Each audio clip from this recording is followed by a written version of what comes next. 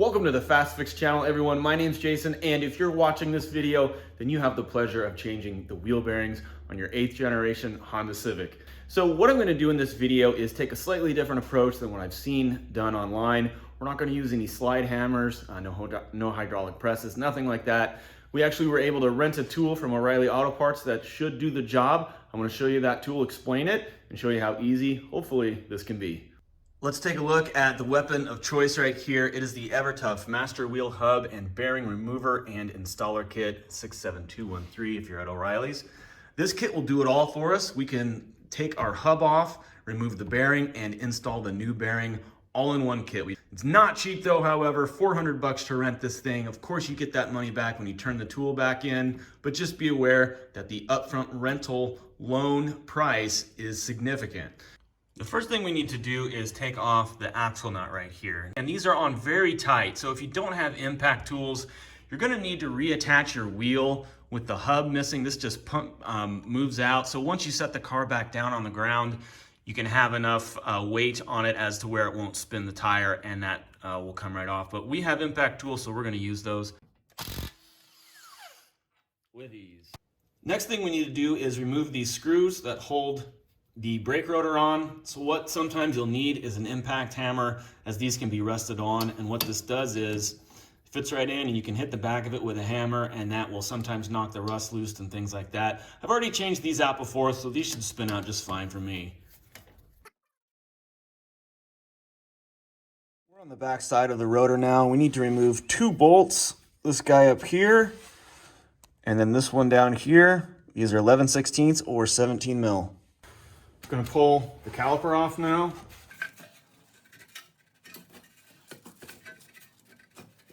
Yep.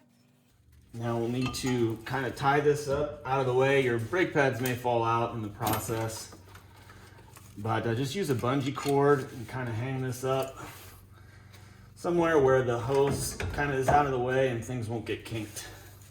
After you've got the caliper out of the way, the disc should come off. If not, use a dead blow or a rubber mallet on the backside or even the front just to kind of knock it loose. Next, we need to take out these bolts for the strut, and this will loosen our spindle so we have enough room to get that axle out.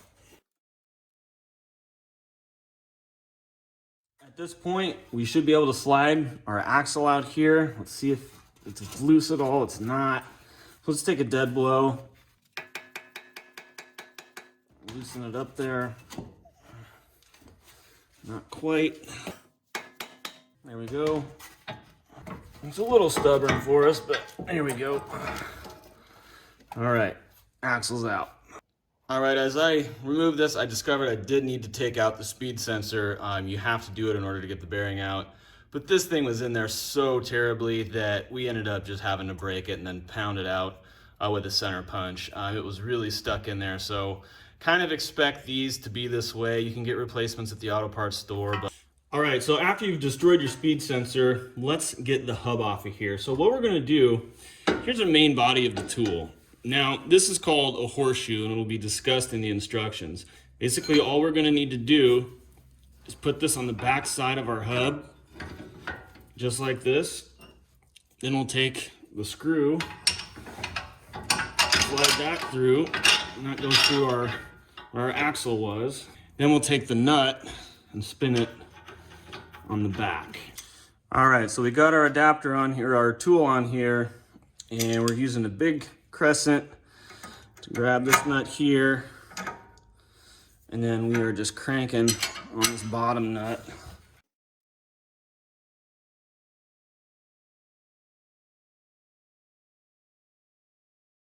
Went ahead and threw a bolt in here just to secure it so we have an easier time getting our snap ring out. As you can see, here's one half and here's the other. We need to work the snap ring out in order to get the bearing out. All right, everybody, this snap ring is no joke. I went ahead and sprayed penetrating fluid on it and actually let it sit overnight, but this thing will not budge. We've got a pair of snap ring pliers. These aren't the best, but they should do the job. But this snap ring doesn't even want to move. So we're gonna try an air hammer. Got this nice bit here.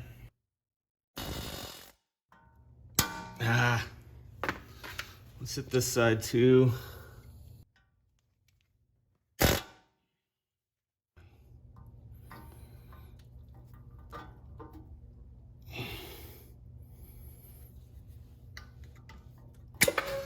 Got it. All right, finally we can remove the bearing. So we're gonna take our bolt here and use what is called the support plate, okay? Then we're gonna take the spacer ring, and then we're gonna take our adapter sleeve. This is S, and this all fits in. It goes right through the housing here. So we've got all that, and then we're gonna take this guy. It is step washer I, and that will go on the back, just like this. That'll press against our bearing, and then we'll use the nut G for the other end to screw on. And this basically is it. Let me tighten this up and then we'll take the bearing out. Okay, so just like before, we're gonna use our 24-inch crescent wrench here, put it on this, and then use our adjustable wrench on the back end. Let's get to twisting and see what we can do here.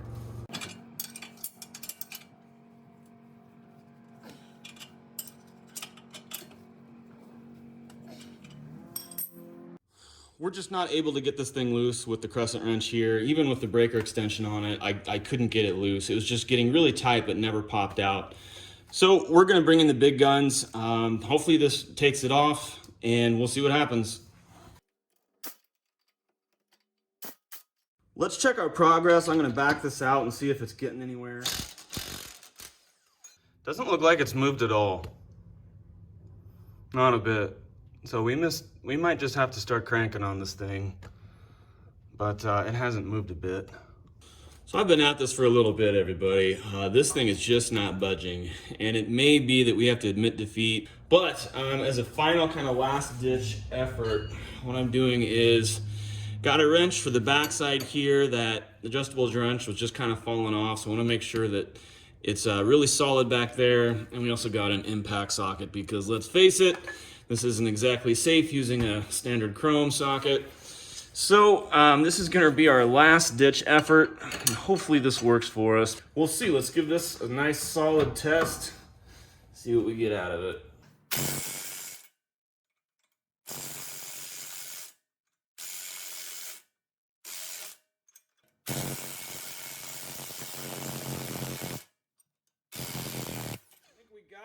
I think we got it. Let's see. Oh yeah. Glad I went ahead and got this guy. I think it made all the difference, just being able to snug the nut up a little bit better. But yeah, that's out. That's excellent. I'm super happy. All right, so what you're gonna wanna do is clean up your surfaces pretty well. And I threw a very thin layer of grease on this.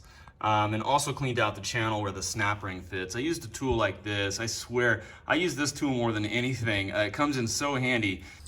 All right, we get to install the bearing now. So what we're gonna do is take our long bolt here and we're gonna use step washer N, and that's gonna fit like this, right on here. And then our spindle, or I'm sorry, our bearing will go there.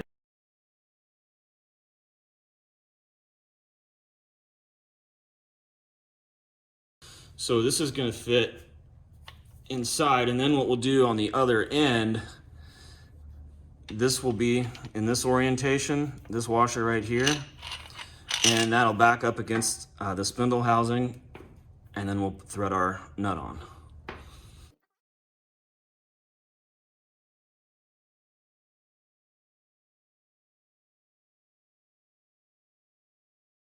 Okay, it's all tightened up. We should be good to go. I'm not gonna use the impact when driving this in unless absolutely necessary. We're gonna just try to use the wrench. They say patience is a virtue, but we're not really getting too far with the wrench. So we're gonna whip out the big gun again.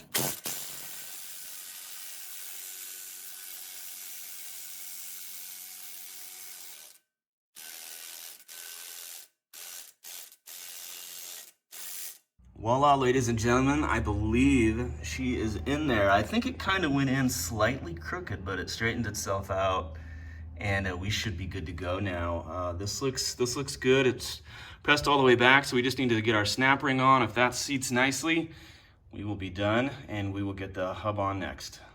All right, let's get the snap ring on. We'll see how this goes.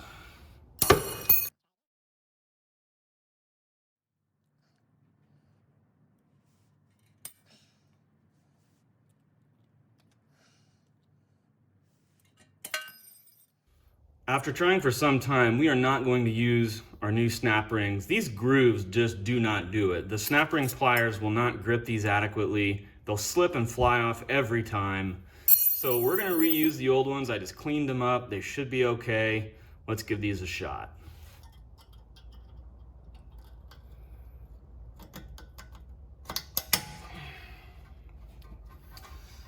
Okay, those are back in. Finally, time to get our hub on. We're gonna use our long bolt with support plate H right here. These are gonna fit through. And then on the back end, this is the step washer N, and this will slide on the back, and we'll obviously put our bolt on after that. All right, so now we can just press this on. And again, I'm not gonna use the impact unless I have to, and I've had to for the last couple times, so it's not gonna surprise me if I do that, but this is actually going on pretty well just by hand.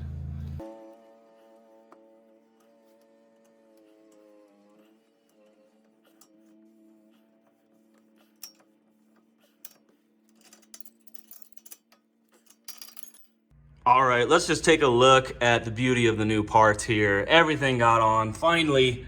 This was not an easy job, and let's talk about it a little bit. All right, a few parting thoughts after this fix. This was the first time that I've done wheel bearings, and I've got to say it was a little bit more difficult than I anticipated. However, we did get it done. I'd say you can absolutely do this yourself, but if you don't have access to tools like a impact gun or an air hammer, things like that, probably better off to just let a shop do this for you. Unless you can locate those tools, by all means, give it a shot. I think it's totally doable. You just have to be prepared to get the right tools and spend a good part of your day getting this done. In fact, I'm spending 2 days doing this job. The first day was the driver's side, and we're gonna do the other side today, but no filming there, so it should go a lot better. But, you know, I would also say that this car has nearly 300,000 miles on it, so maybe replacing these was a bit more difficult than it would be on average. So you might not have as hard of a time as I did. But that being said, you know, we were really going after using that loan tool from O'Reilly's and seeing if that did the job. It did a great job. So, you know, it's not that you need to remove the spindles, go get a press, do all that stuff. Unnecessary.